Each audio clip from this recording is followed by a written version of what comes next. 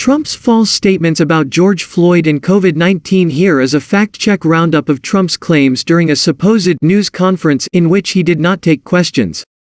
On the economy, Trump said he had created up to 600,000 manufacturing jobs before the coronavirus pandemic. Facts: Trump was exaggerating. The economy added 483,000 manufacturing jobs between January 2017, when Trump took office, and February 2020, the highest point for manufacturing jobs this year before the coronavirus-related collapse began, official data shows. It's also worth noting that by the end of last year, the manufacturing sector had already tipped into recession. About U.S. coronavirus response. Trump claimed he stopped people from coming into the U.S. from China very early on. Facts: Trump continued to allow travel from China during the pandemic. The travel restriction policy the administration announced January 31 prohibited most people who had been in China in the previous 14 days from entering the U.S., but made several significant exceptions for citizens, permanent residents, many of the family members of citizens and permanent residents, and some others. You can read a longer fact check here. Trump also claimed he closed the U.S. to Europe. Third, equating the jobs number to racial healing. Trump invoked Floyd's memory to tout the jobs report, which showed a drop in overall unemployment but also highlighted lingering racial disparities in the U.S. economy. Hopefully, George is looking down right now and saying, "There's a great thing that's happening for our country," Trump said on Friday. "There's a great day for him. It's a great day for everybody. There's a great day for everybody. This is a great, great day in terms of equality." Fact: Trump's comment about equality is out of sync with reality. The jobs report says white unemployment dropped, but black unemployment ticked up slightly, and was already at a disproportionately high level. As for Trump's comments regarding Floyd having a great day, activists and pundits have already begun weighing in on the wisdom and propriety of that comment. Floyd died on May 25, killed in police custody in what has been ruled a homicide.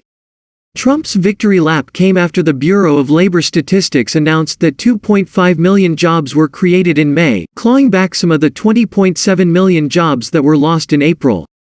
But the job gains weren't spread proportionately across races. While the white unemployment rate fell from 14.2% to 12.4%, unemployment among blacks essentially remained steady at 16.8%. The pandemic death toll. Trump said the economic news was especially good because the pandemic was one of the worst things ever to happen in the country. "Our country has never lost 105,000 people," he said, citing the lower death tolls in the 2001 attack on the World Trade Center and the 1941 attack on Pearl Harbor. "We've never lost anything close to this," he continued. Facts: the U.S. coronavirus death toll at the time Trump spoke was over 108,000, according to Johns Hopkins University tracking, and this is not the first time the U.S. has lost so many people, even to a pandemic in particular. An estimated 675,000 Americans were killed in the 1918–1919 flu pandemic, according to the Centers for Disease Control and Prevention. More than 600,000 soldiers are estimated to have died in the Civil War, including more than 300,000 from the United States side. China and the coronavirus. Trump claimed the coronavirus spread from the Chinese city of Wuhan to the world, but not to the rest of China. How come? At Wuhan, where it started, and they were very badly, were in bad trouble, but it didn't go to any other parts, it didn't go to Beijing, it didn't go to other parts of China.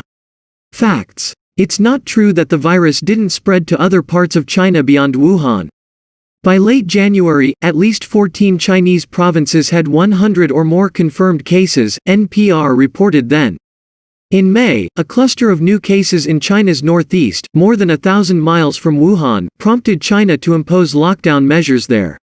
There have been hundreds of confirmed cases in Beijing. National Guard. While discussing working with governors, Trump claimed that the National Guard was barely used in response to the recent protests across the U.S.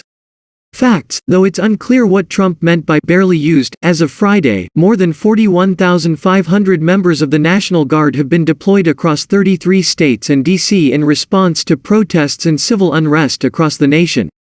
The National Guard has played a supporting role in responding to the protests, with state and local law enforcement agencies taking responsibility for security.